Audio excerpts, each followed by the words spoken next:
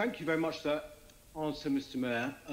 I take it then that you have full confidence in the performance of the police. You say you're happy.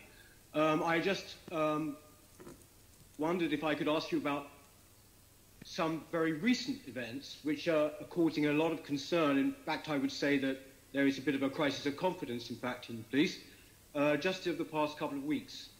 Last week, there was an incident whereby about 30 masked policemen turned up to enforce a fine at a gym that wouldn't close. Now, you can go into the rights and wrongs of that.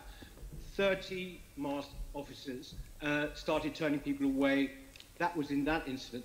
On the weekend, somebody at Speaker's Corner was actually stopped from speaking and bundled into a police van. And yet, last week, we had an Extinction Rebellion protest at the Cenotaph, which somehow went unchallenged. Can you not see how people's fear about selective policing is growing when you see examples such as that?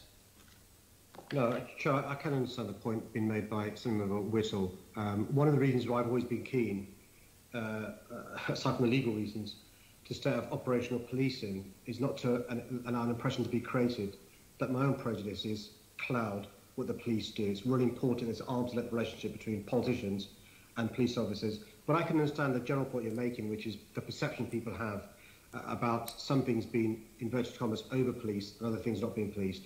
In relation to the incident on Armistice Day, I think the Commissioner herself said, I think to you maybe, Senator Whittle, that she was having that reviewed because she wasn't happy, as indeed neither you and I are, about what saw happen on Armistice Day. But I understand the general point. All I would say to reassure you is we do have extremely well-qualified and trained commanders in the Met Police Service.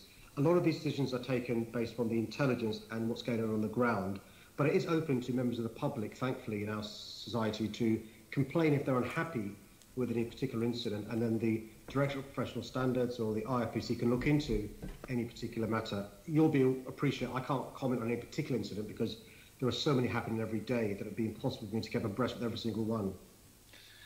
That all sounds very nice and reasonable, Mr. Mayor, but the fact is, yes, you're quite right. I did ask the Commission about it. She said there was going to be a review into it. That was over a week ago. Has there been any result from that? Sure. What I'm happy to do is get the Commission's office to contact the Senator to give him an update in relation to the review. And I can also let some members be copied into the response so that they're aware. I'm not sure of the answer as we speak, but I can make sure he's brought up to speed on that. But the point is, Mr. Mayor, that they were there for 20 minutes. Not 2 minutes, not 3, 4. They could have done the most enormous amount of damage. I know that you have called Extinction Rebellion in the past allies. So therefore, even though you say there is this arm's length that you keep between yourself and the police, you know, whether it's BLM or Extinction Rebellion, there is this sort of sense in which these things are getting a free pass. Now, this was a very, very dangerous situation at the Cenotaph. Is there a question, please? Not good enough to say that it's about intelligence on the ground or whatever, Mr. Mayor. You know, they somehow were allowed to stand there for that long. And there were police actually sitting, apparently, in their vans nearby watching. Surely you have a more than just a sort of throwing it into the long grass comment on that.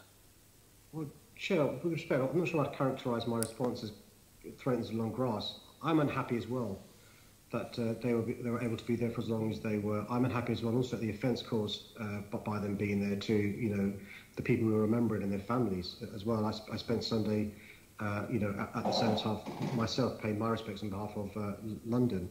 There is an urgent review being undertaken at the behest of the Commissioner, no less. I'll make sure that the Assembly are brought up to speed in relation to that. But I think it is unfair to infer, as you're seeking to do, that I somehow influence how the police please these matters. And if the Commissioner was here, she'd also, I'm sure, agree with me that the idea that I, or indeed the Home Secretary, anybody else, would interfere with operational matters is one that we shouldn't go down. It's a really slippery slope. Mr. Mayor, can I just ask one more thing before my time is up? We talked about, my question was about the last 6 months. You talk often about funding cuts to the police, which I know is the case, and a stretched manpower.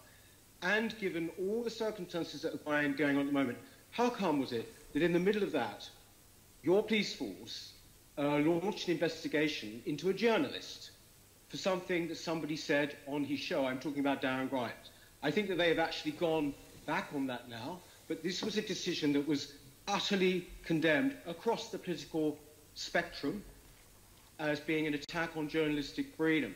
How come something like that happened, and do you think he should have an apology? Well, one of the great things about freedom of speech is that includes the freedom to offend. I don't think it's a criminal offence to be an incompetent interviewer or to be an unsavoury person. What's really important is that police investigate criminal acts, not incompetence. And so, it's, I think the police were asked to look into this. The police liaise with the CPS. The police have dropped any investigation. In my personal view, not that I've been asked for one, in these sorts of things, there are grey areas, and I think it's really important that we uphold the right we have in this country of free speech. It's enshrined in that great piece of legislation called the Human Rights Act. The police should not be policing that kind of thing, Mr. May, and you know it.